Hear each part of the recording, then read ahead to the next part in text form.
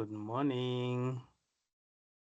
My name is Munoda Wafa, and I'm going to be convening this Managing Academic Misconduct webinar. And our time is now 11 o'clock sharp, and we have to start. We will be joined by our other colleagues as we go. But since this is recorded, we'll be sharing this after the webinar. Right. Thank you so much for those who have joined early enough. And our main focus here is to discuss managing academic misconduct in the context of NCC, in the context of centers, and also in the context of our students, and making sure that each and every party plays their role in ensuring our qualifications integrity. And hopefully by the end of this session, we will be clear of what is expected of us, and also some of the strategies that we can put in place to make sure that we are all together and also fighting together for the common cause. So let me share this presentation that I'm going to be using.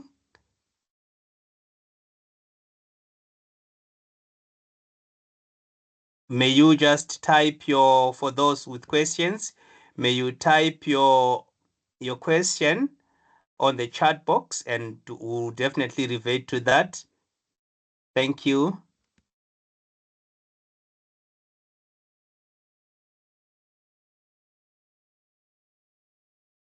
Right. So as usual, our mantra is we educate, we inspire, and we grow. And I'm quite sure that we are all fighting for the common cause. For the sake of our time, let me rush straight into our contents, or what we expect to cover by the end of this session.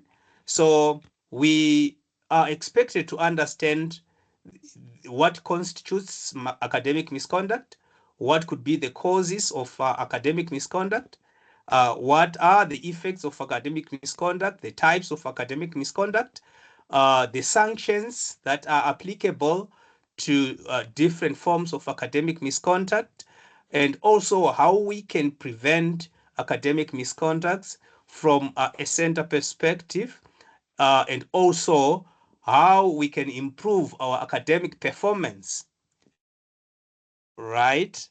So academic misconduct basically is defined according to Ofqual as any deliberate activity, neglect, default, or any other practice that compromises the integrity of the assessment process and or the validity of certificates.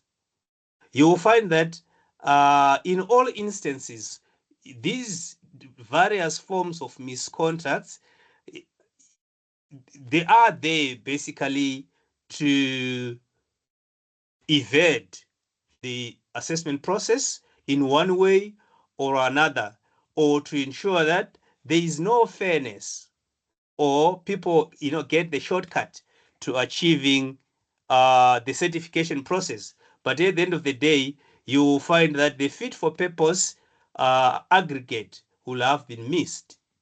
Okay, so we now need to look at what could be causing academic misconduct from the student perspective. Okay, from the collation of data that I did going around the centers, some of you have seen me, interacting with students. I've noted that some of the causes of misconduct is listed below, which are pressure to succeed. You find that our students come with different pressures to succeed from different spheres. Okay, so our role will be to make sure that we understand our students. We understand what type of pressures our students are having. They may be having, the lack of time management skills. Some of our students, they indicate that they can't cope, mainly because they can't manage their time. So what are we going to be doing as centers to make sure that our students are able to manage their time? Sometimes there is lack of understanding on its own. More often than not, you find that students who complain that our lecturers, they come to class to dictate notes, they don't come to teach. At the end of the day, our students will not understand properly, and they will now be forced to plagiarize or engage in any act of misconduct. They may be lacking the skill, especially when it comes to referencing. Are they able to follow the Harvard referencing system or not? That is our responsibility as centers, to make sure that they gain the skill of referencing any material that do not belong to them. Okay. Students might engage in academic misconduct because they have, that peer influence. They see other students doing that, and they feel and think that it is okay to do that. So we need to make sure that we look for those issues, and we look after those issues and make sure that we curb them in every way possible. Students might come with the fear of failure. What are we going to do as centers to make sure that we diffuse that fear that they come with? Some just don't have the academic integrity, be it from the institutions that they are coming from. There is not that honesty culture within them. What do we do as institutions to make sure that our students, they gain the much needed academic integrity for them to join the community? Some students might be having personal issues, things like stress, mental health issues, family problems. And it will always couple now with lack of time management, that they end up engaging themselves into academic misconduct. One will be asking a question to say, why are we so worried about managing academic misconduct? You find that we have a role, we have a duty to care as institutions or higher education institutions, to make sure that we uphold or we facilitate the upholding of academic integrity, the promotion of ethical behavior. We need to ensure that there is fair evaluation of our students. We're going to be looking at those points in detail. How are we going to be cultivating a culture of learning and even preparing our students for the future? It is one thing to just teach, and it is another thing to prepare them for the future. So you find that as higher education institutions, when we address the academic misconduct, we are actually contributing to the development of our society, development of our economies, through the success of our students, when they maintain the credibility and value of our education. So in those, maybe to expand on those points that I've just said, students need to uphold academic integrity so that we as institutions, we are actually fostering and enabling an equitable learning environment for our students. We need to prepare and foster an environment for learning for our students to succeed, not only at our institutions, not only at the particular programs that they are doing. We go beyond. We need to facilitate the promotion of ethical behavior.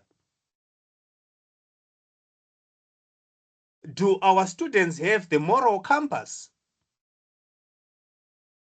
Do they develop themselves professionally? And also,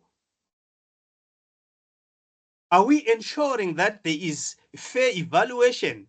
You know, when students cheat, is that fair with other students who will have not engaged in cheating activities or actions? Is that a true reflection of their abilities?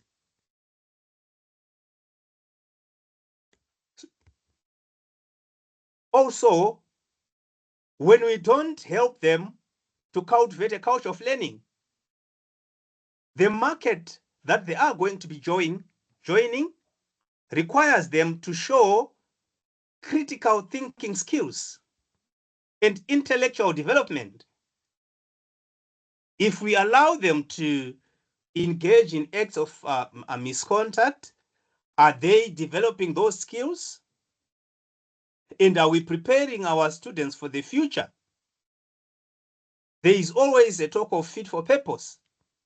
Are they going to be fit for purpose if we don't instill that integrity quality in them? Okay. And we're also going to be looking at the effects of academic misconduct. Number one, it damages the reputation of the institution. It damages the reputation of NCC education. And basically, there will be loss of trust from the students themselves, from the educators, the employers, and the general public. And we don't want that to happen. And there will also be legal implications.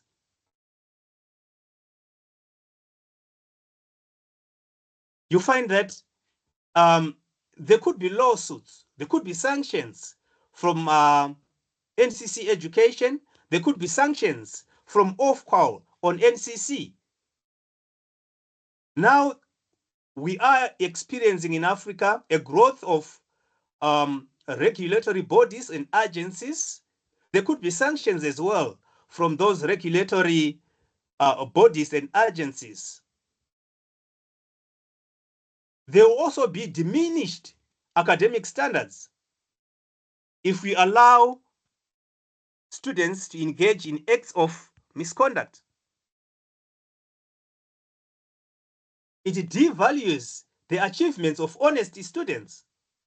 For example, one student cheats and the other one doesn't.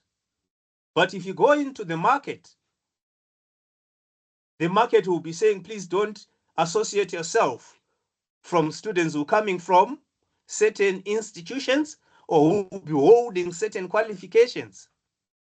And it gets to diminish the academic standards.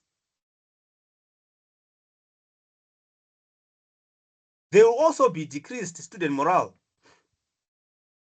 Because when students know that, you know, some students who will be having access to certain technologies will always get away with it, they get to be demotivated. There will also be accreditation risks. For those who are following the quality assurance space, you realize that there have been cases of disaccreditations from South Africa, from Zimbabwe, from Zambia, where certain institutions were disaccredited on that account. So we need to make sure that we all participate. And I've always said and maintained that quality assurance is a tripartite effort. We have the effort from the institutions, we have the effort from the regulatory bodies, we have the effort as well from the students. How are we going to be knitting all these parties together to make sure that we come up with a common cause? Now, let us quickly look into the types of academic misconduct as prescribed by NCC education policy. We have misconduct in examinations, we have collusion, there's plagiarism, there's impersonation, a fabrication of results or observations, there's also poor academic practice.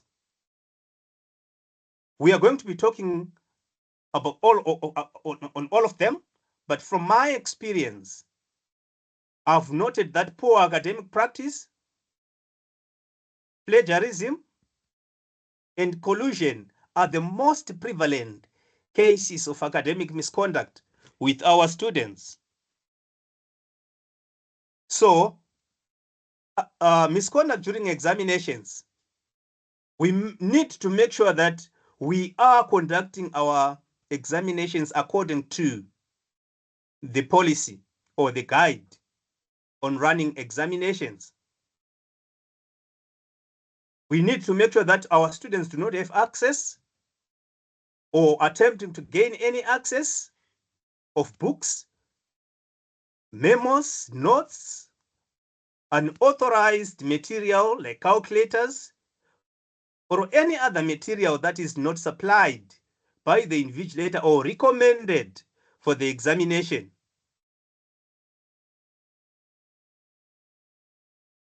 So we need to make sure that we audit and prepare our exam rooms properly and make sure that we don't facilitate the committance of academic misconduct during examinations. We also have collusion, which is when students prepare a work together or jointly, which is not allowed. And again, the issue is, what do we prepare our students for? Do we really inform them that collusion is not allowed? And how do we even audit or assess the committance of collusion?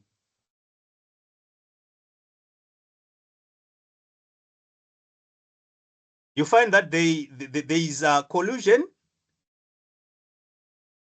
in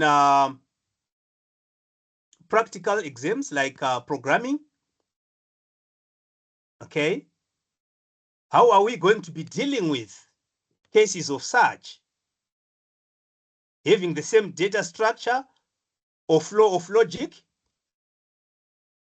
the order of classes and objects with programming, how are we going to be dealing with that?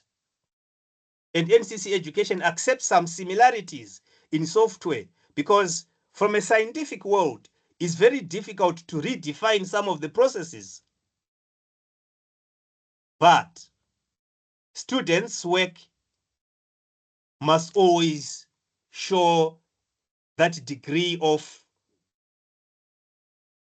difference that shows that this is a work from a particular student. They need to demonstrate the mastery of the learning outcomes. It cannot always be the same. So we need to be very much watchful of such cases. There is also plagiarism, which is the use of other people's work without acknowledgement,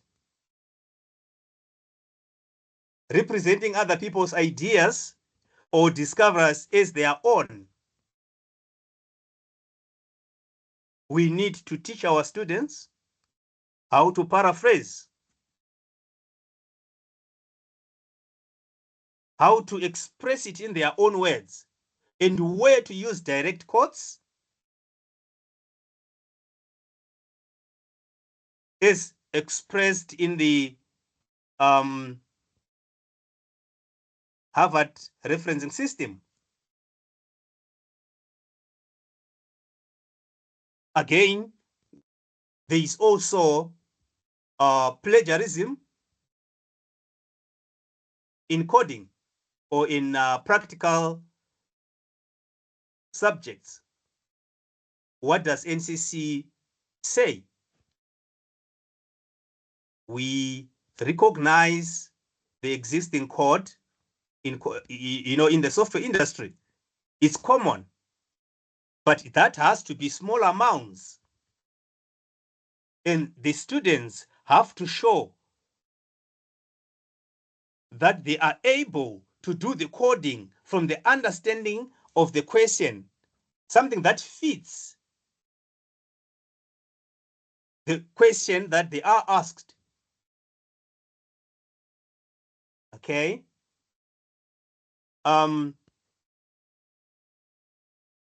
Sorry, just a moment. There is also a common problem that I have noted with most of our students, which is self-plagiarism. This is where students just copy, cut and paste the work that they have already done before and passed, or they may have failed certain sections of their assignments, and those sections that they have passed, they just feel that they are mandated to copy and reuse it.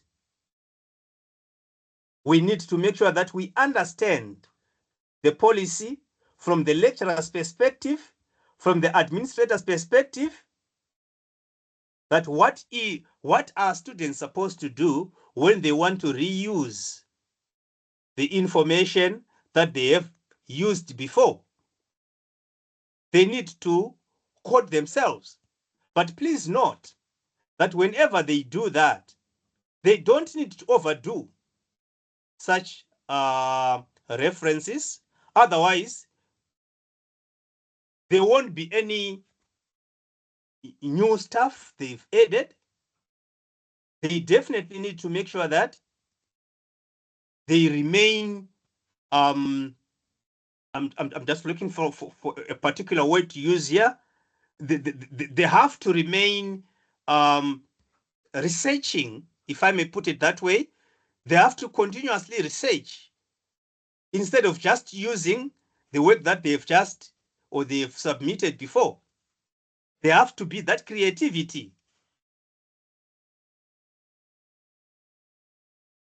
And like I say, that NCC education accepts that students may reuse the work that they've used before. But remember, they don't have to copy it verbatim. They have to just refer to that work, but using more of new work than the old work. Students also need to understand the referencing system that is acceptable by NCC education, which is the Harvard system or the Harvard style of citation. That includes the in-text citation and the reference list at the end of the assessment or the assignment.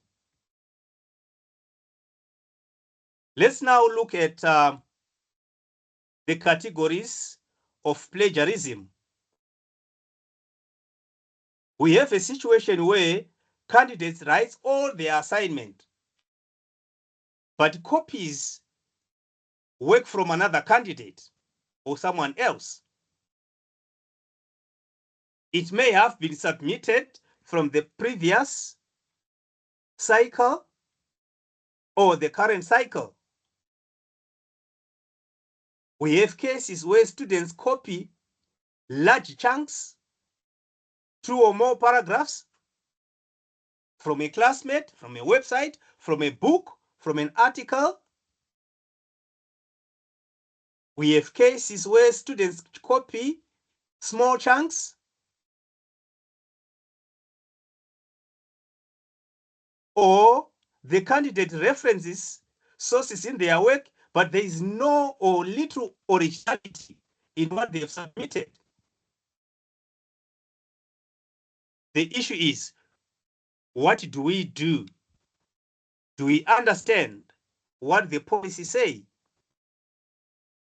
about that? We're going to be talking about it when you look at the different sanctions that as centers you can apply. Let's look at another misconduct, which is poor academic practice. Basically, poor academic practice is when students fail to recognize the sources. And sometimes the difference now between plagiarism and poor academic practice is, with poor academic practice, they may be lacking the skill of acknowledging the sources. There is no deliberate intention to mislead the markers or the moderators.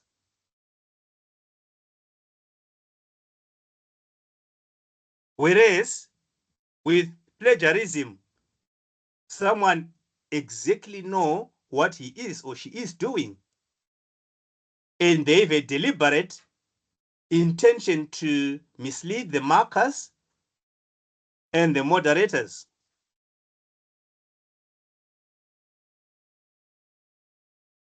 So poor academic practice mainly is about students not understanding the principle of producing their own work or the use of Harvard referencing system. So we have an obligation as a center to make sure that we teach our students how to reference. We need to reiterate every now and then that this is how you're supposed to, or that's how students are supposed to be referencing their work. And during the course of learning, we need to make sure that we always advise our students. It's not a one-day activity, but we need to continuously engage with our students until they master the skill.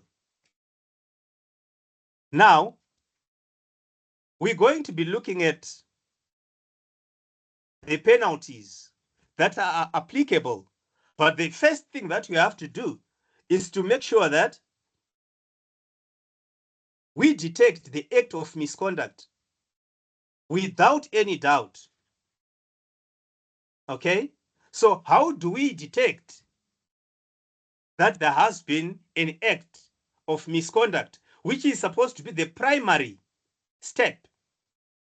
We detect without any doubt. How do we detect that? We need to make sure that we look for similarities. We manually compare the assignments to identify if there is any writing style in terms of the content, in terms of the references. Are there any similarities between the work that has been submitted by student A and student B? We can also use plagiarism detection software like Turnitin to obtain an originality report. And when you do that, the threshold is normally 40%. But the issue is, we don't necessarily say when it's below 40%, there is no plagiarism. There could be plagiarism on individual tasks. One other area that we can also use to detect acts of misconduct is we need to monitor the online platforms. I think we all agree, and we have all been seeing quite a number of platforms being advertised as essay meals. We also need to be aware of how these online platforms aid in academic misconduct. Some of them, they also even provide means and mechanisms of evading the Turnitin similarity or originality reports. We need also to analyze the data patterns. In most of those essay meals, there is a certain identical abnormal pattern where certain grammar is used, certain examples are used. We need to make sure that we are always checking for that.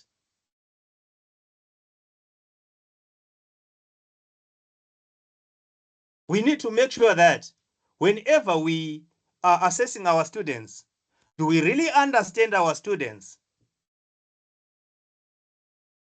As centers, do we know our students? If you see a sudden rise, you need to start analyzing the data patterns and start engaging with those students, not necessarily to accuse them, but to assist them as we go along. Do we encourage our students to report, or even the entire system to report? If we do that, those may be flags that we can use to track any cases of that academic misconduct committance. When I was going around the centers, I noted that we may not be having the reporting structures, because you cannot be everywhere. You cannot be all over. We need to have those structures for academic reporting.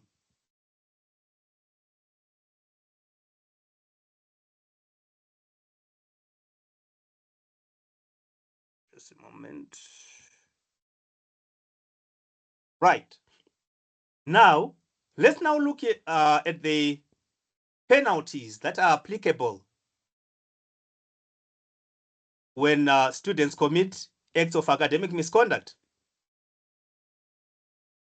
We have cases where students or candidates copy the whole assignment from someone. We have cases where a student uses a single reference or source and then copies a large chunk from that.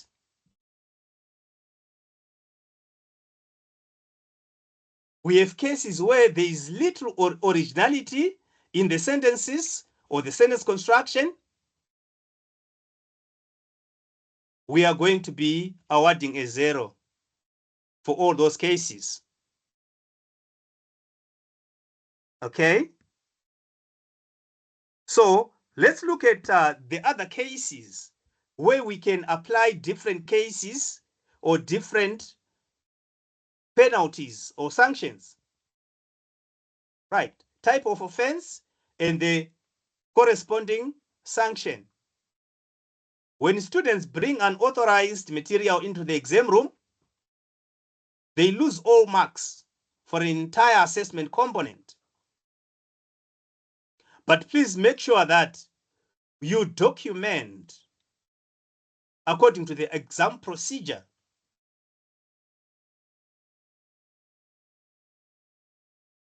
When a student attempts to communicate with others in an exam in a disruptive behavior or a disruptive behavior, again, they lose all the marks for an entire component.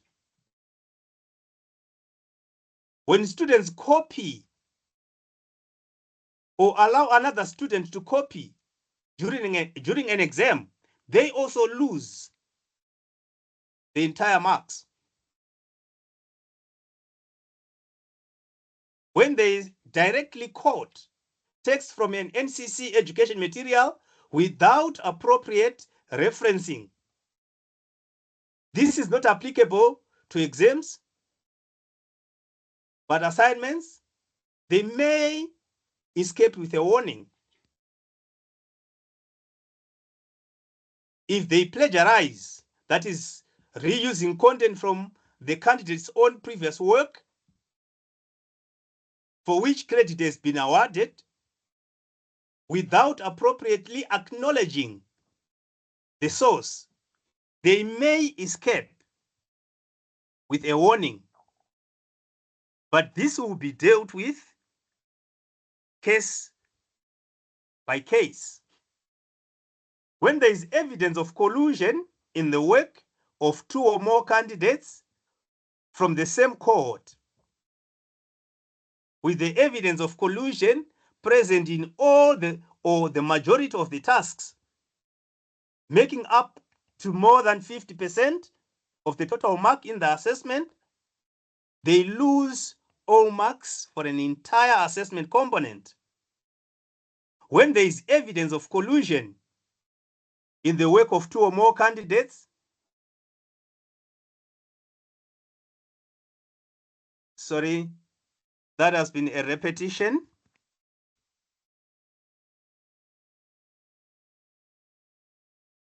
Right?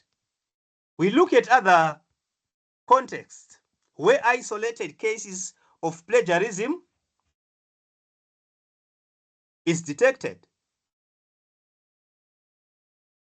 Students who have plagiarized the text, such as definitions or common phrases, if the original mark exceeds 40%,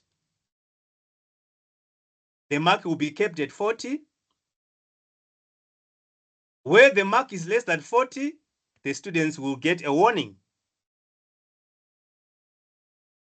When students plagiarize or have plagiarized text in key parts of the assignment, and always that the students claim, or which should be the students' own work, they lose all marks for the specific task of the assignment. Where students are found to have plagiarized isolated tasks,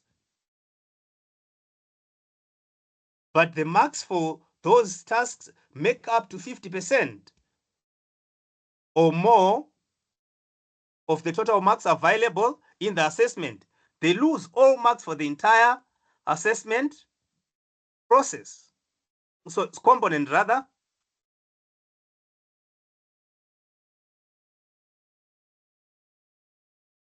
Right. This one now relates to referencing. There is poor referencing that leads to small amounts of plagiarism. Again, there is capping of marks at 40. Where the marks are less than 40, they get a warning. When there is poor academic practice, okay, that is poor referencing, no evidence of any significant plagiarism is there, they escape, or they may escape with a warning. Where there is consistent failure throughout the assessment resulting in severe plagiarism, they lose all marks. When they attempt to write assessments on other candidates' behalf, that is impersonation, they can request other students to write the assessments for them, they lose all marks. Falsification of results, they also lose all marks for the entire assessment component. When that gets to be repeated in the same unit, it's 2 assessment cycles, they lose all marks for the unit.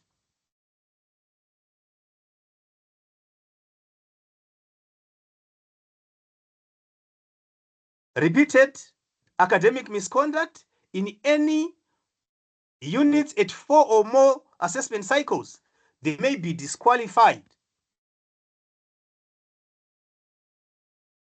But remember, all these cases that you have detected, what you do as a center is you write a recommendation with evidence that you have collected and submit it to NCC Education for ratification. Now, these are the examples of AI misuse, but it may not be limited to that only. Okay? We have cases where students copy or paraphrase sections of AI-generated content so that work is no longer the student's work. That is classified under AI misuse. Students may copy or paraphrase the whole responses of AI. Again, this is the work of those essay mills. What are we going to be doing? The use of AI to complete parts of the assessment so that the work does not reflect the student's own work or analysis or evaluation. Failing to acknowledge the use of AI tools when they have been used as a source of information. Incomplete or poor acknowledgement of AI tools, submitting work with intentionally incomplete or misleading references or bibliographies. Again, on AI, for those who attended Turnitin webinar, there has been a communication that, or there has been a mention that there is a communication that is coming very soon that is going to be explaining what you need to do, especially when you unearth such practices. Okay? Now, let's look at how we can prevent academic misconduct. Remember, these are just suggestions. They are not exhaustive steps that you can put or you can take as a center to make sure that there is academic integrity. May you kindly, I can see that Marcel, you raising your hand. Just a moment, let me see if I can allow you to speak.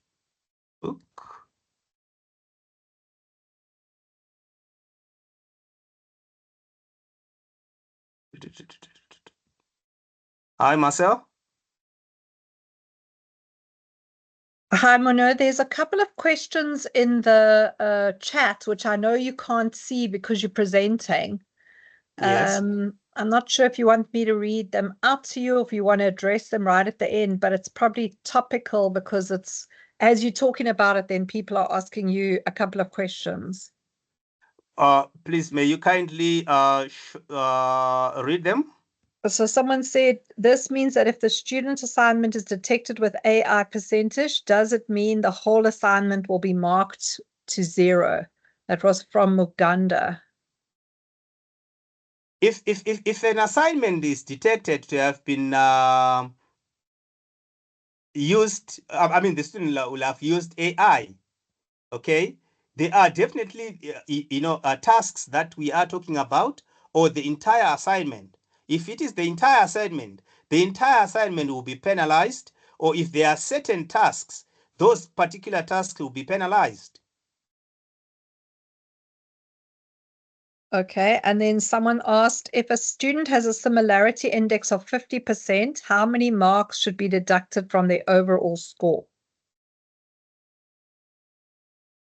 Again, if they go back to the penalties that I've been reading, is it applying to an individual task or the entire assignment?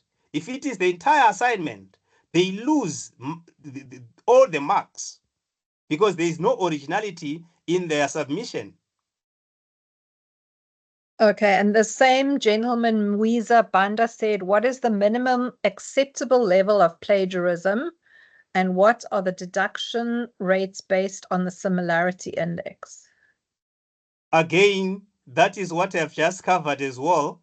Okay. That is prescribed in our policy. It has to be guided by the policy to say, is this a task? If it is an individual task, then are they large chunks? Is it a small chunk? Is the student also referenced that? And also, what I must also make clear here is there are cases where it can be pardoned, like headings. It's very difficult to come up with a different heading. Okay, so from their analysis now, as centers, as lecturers, as academics, that's when you come up with your recommendation in line with what has been provided for on the policy. Okay, thanks, Muna. Those were all the questions for now. Thank you. Right. I'm going to be leaving your mic on, Marcel. If you want to interrupt, please feel free to do so, because I won't be seeing because I'm presenting. All right. Let us go back to our presentation, which is to, the steps that we can put in place to curb cases of academic misconduct. Okay. We need to educate our students on the importance of academic integrity by, giving them clear guidelines on what constitutes academic misconduct. As I was going around again, you find that students may only be aware of collusion and plagiarism. They are not aware of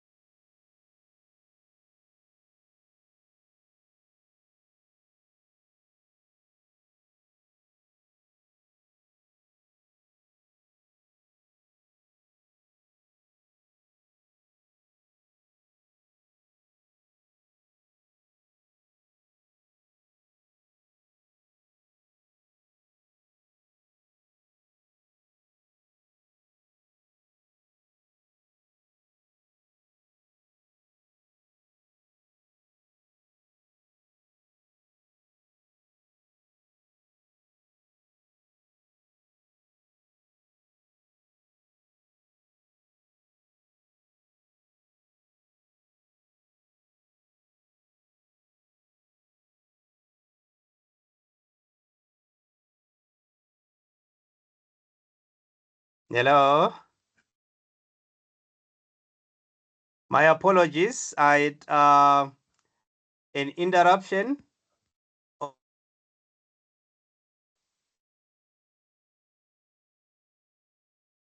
Let me reshare our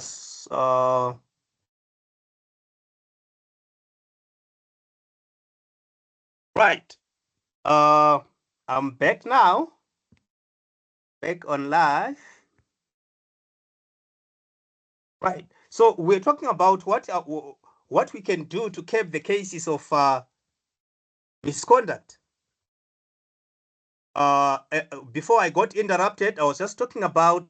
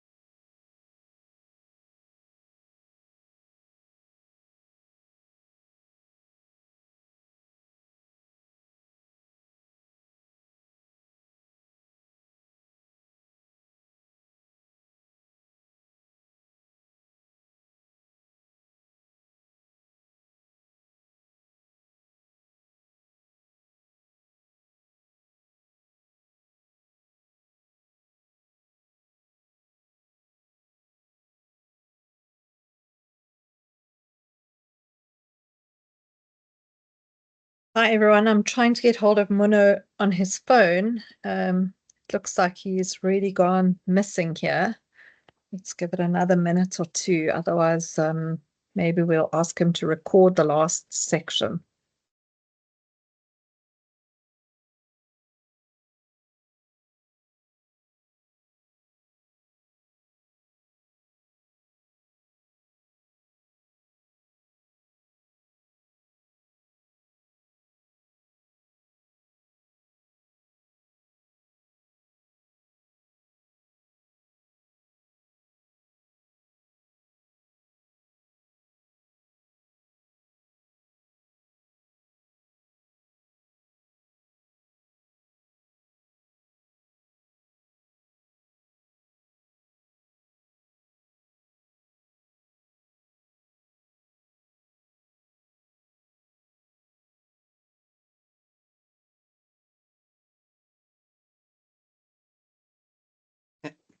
My apologies. My apologies. I'm experiencing some heavy winds, so it's affecting my connectivity.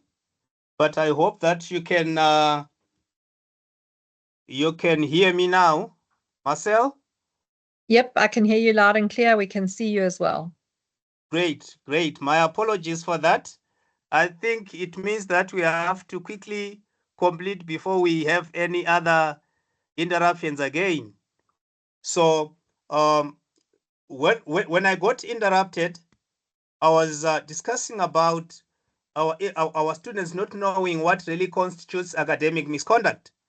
So we need to make sure that we provide a detailed induction on our students on what constitutes academic misconduct. Okay. We need also to promote a culture of integrity where we, celebrate academic honesty. We need to emphasize the value of learning, personal growth. Okay. We don't end and stop at just learning. It's a future investment that the student will have made. Okay. We also need to implement clear center policies and implications for engaging in acts of academic misconduct. I know with some of the centers, we will be having C-class students who are coming from executive positions, but that does not relate to what they are supposed to be doing. We need to have policies as a center of how to be dealing with students of that caliber. Okay, we need to be using our technology to make sure that we detect the plagiarism. Okay. Yes, there are slides. I'm going to be sharing those slides with you, right? We also need to provide academic support for those students who will be struggling. We need to offer our counseling with our understanding of what our students will be, going through. We need to encourage academic integrity reporting. Those are the structures that I've talked about before of a 360 degree reporting system where other lecturers who may not be the ones who are teaching that particular unit, even the admin staff, other students, are they aware of how to report academic misconduct? We also need to foster a supportive learning environment where there is open communication between students and the faculty. And all those concerns, we have to find a way of capturing them. And also, what are we going to be doing, excuse me, as a center, as an institution, to make sure that we don't have such issues repeating again? Now, we're going to be talking about preventing certain cases from a lecturer point of view. Okay? How are we going to be preventing collusion? As a center, students should not engage in the following activities. They need to write their own notes. Okay? You don't need to, or you don't allow them to ask another student to participate in the production of the assignment. Yes, brainstorming can be done, but there has to be a reference to say, we discussed this as a group, and there is a reference that is pointing to that. Students don't have to look at another student's work before the submission. The students themselves, they don't also have to show other students their assignments. And how are we going to be preventing plagiarism as lecturers or assessors? Okay? You must always, the first thing that we have already discussed. My apologies. I forgot to share. Let me quickly share. Thanks so much, Sankita, for that reminder. Okay. Right, there we are. How are we going to be preventing plagiarism as lecturers or assessors? We need to authenticate the work that has been submitted for assessment. And we also need to confirm that the student has produced solely that assignment. And we must not accept anything that is not the student's work.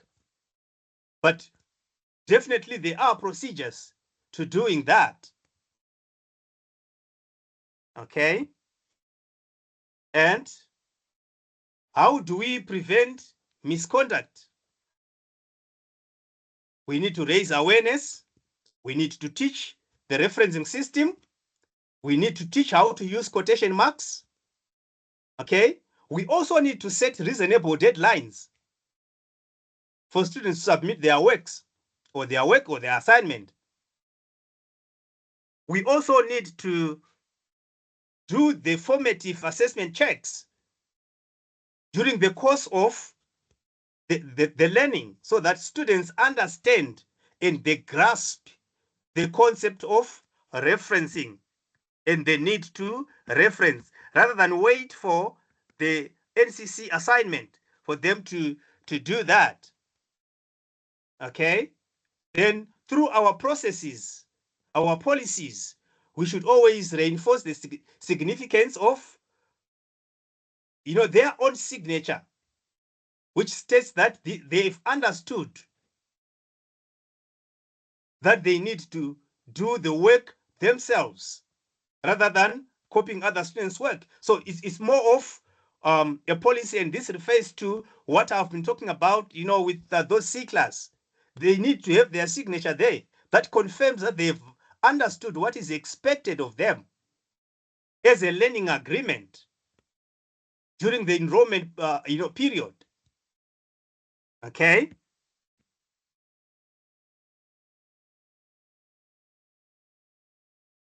Sorry. Right. So how are we going to be improving our academic performance? Okay? As senders, we are going to be increasingly requesting the action plans from your side as to how are you going to be increasing the academic performance. Okay? Again, we need to see the evidence of what we are now talking about here, which is providing personalized support. Most regulators are also calling for the same, to say, as a center, can you provide evidence that you have personalized support facilities? It can be tutoring, it can be mentoring, it can be academic counseling. Do we have evidence for that? And how are we increasingly implementing effective teaching strategies? How are we innovating ourselves around that? How are we incorporating technology to make sure that our students understand? Are there any expectations that we set for ourselves? That becomes the talking point for our meetings. Do we have any enrichment opportunities as a center? Do we engage our students in that? Do we have research initiatives? Okay. So all those are actually some of the ways that we can actually do to increase or improve our academic performance. Are we fostering a positive learning environment? What are we doing? Is there any collaboration?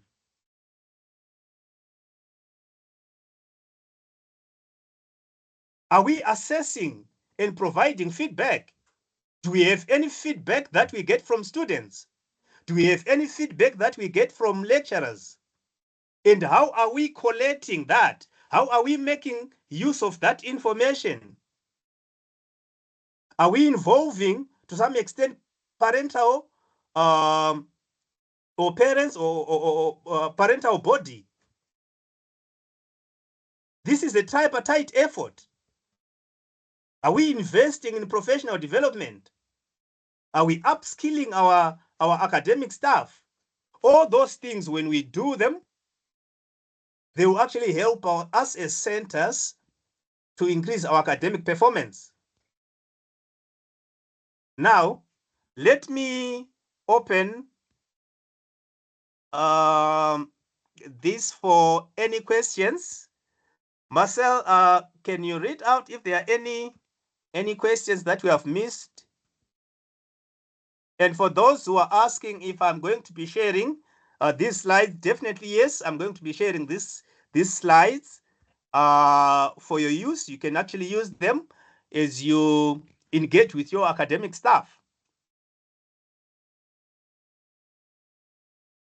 Are there any questions?